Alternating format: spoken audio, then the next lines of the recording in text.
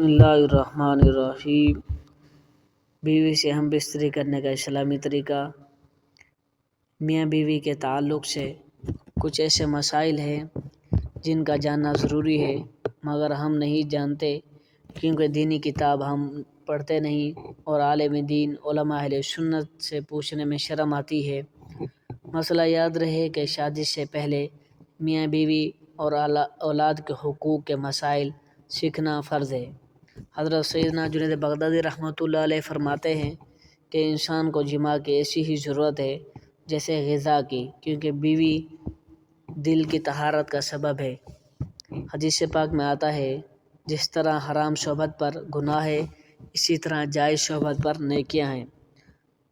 جب شوہر اپنی بیوی سے ہم بستری مباشرت کا ارادہ کرے، اور بالخصوص شادی کی پہلی رات جسے سہاگ رات بھی کہتے ہیں، اور اس کے بعد جب بھی، تو شوہر کو چاہیے کہ ان آداب و طریقہ کار کے مطابق عمل کرے۔ انشاءاللہ شیطان کے دست برد یعنی مداخلت سے محفوظ رہیں گے اور نیک صالح اولاد پیدا ہوگی۔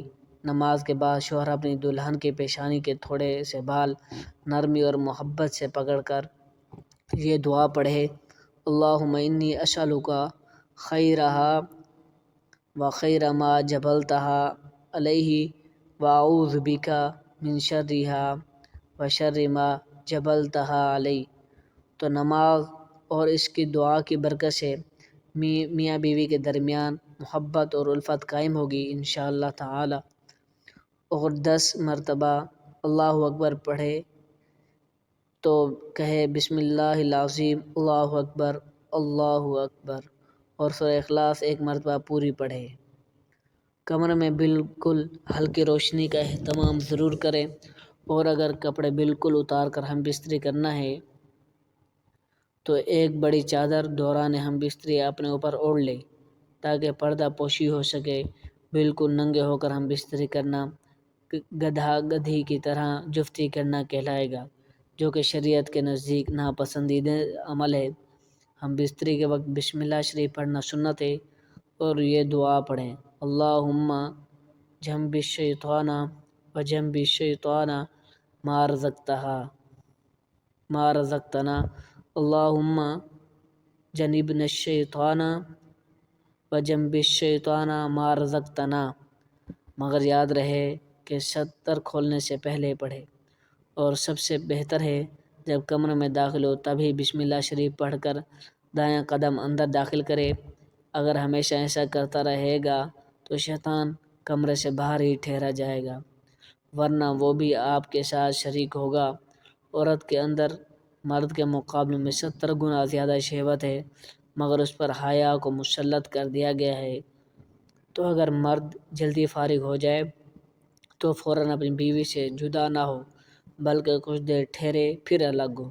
جماع کے وقت کسی اور کا تصور کرنا بھی زنا ہے اور سخت گناہ ہے۔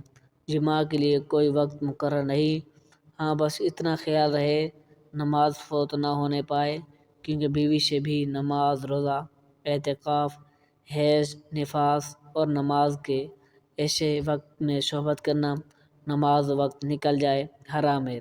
مرد کا اپنی عورت کی چھاتی کو منہ میں لینا جائز ہے، مگر اس طرح کہ دودھ حلق سے نیچے نہ اترے، یہ حرام ہے۔ لیکن ایسا ہو بھی گیا تو توبہ کرے، مگر اس سے نکاح پر کوئی فرق نہیں آتا۔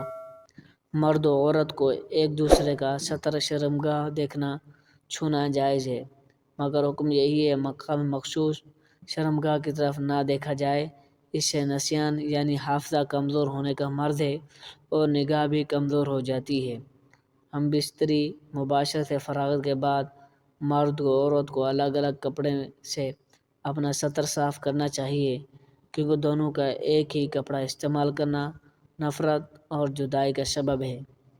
آج کل کے جدید دور میں ٹشو کا استعمال نہایت آسان و مفید ہے۔ گھر میں ایک پیکٹ ٹشو کا ضرور رکھیں۔ ہم بستری سے احتلام، انزال یعنی منی خارج ہونے کے بعد یا دوسری مرتبہ صحبت کرنا چاہتا ہے، تب بھی ستر شرمگاہیں لازمی دھو لے کچھ وقفہ دے کر، اور بہتر یہ ہے کہ وضو کر لے ورنہ ہونے لے، بچوں کو بیماری کا خطرہ ہے۔ جماع کے بعد لڑکے کی پیدائش کا ارادہ ہے تو عورت کو فوراً دائیں پہلو کروٹ لیٹنے کا حکم دے۔ اگر نطفہ قرار پا گیا تو انشاءاللہ لڑکا ہی ہوگا۔ اگر لڑکے کی پیدائش کا ارادہ ہے تو عورت کو بائیں پہلو کروٹ کا لے اور عورت فوراً بائیں کروٹ لے لے اور کچھ دیر لیٹی رہے، انشاءاللہ لڑکی ہی پیدا ہوگی۔ اگر اولاد کا حصول کا ارادہ نہیں تو مباشرت میں انزال کے فوراً بعد عورت سیدھی کھڑی ہو جائے۔ جماع مباشرت ہم بستری کے کچھ دیر مثلاً کم از کم آدھا گھنٹہ بعد غسل کر لیں، اس میں صحت و تندرستی ہے۔ جماع کے فوراً بعد پانی پینا صحت کے لیے مفید نہیں، لہذا کچھ وقفے کے بعد پانی پی سکتے ہیں۔ طبیب کہتے ہیں کہ ہفتے میں دو بار سے زیادہ صحبت کرنا ہلاکت کا باعث ہے۔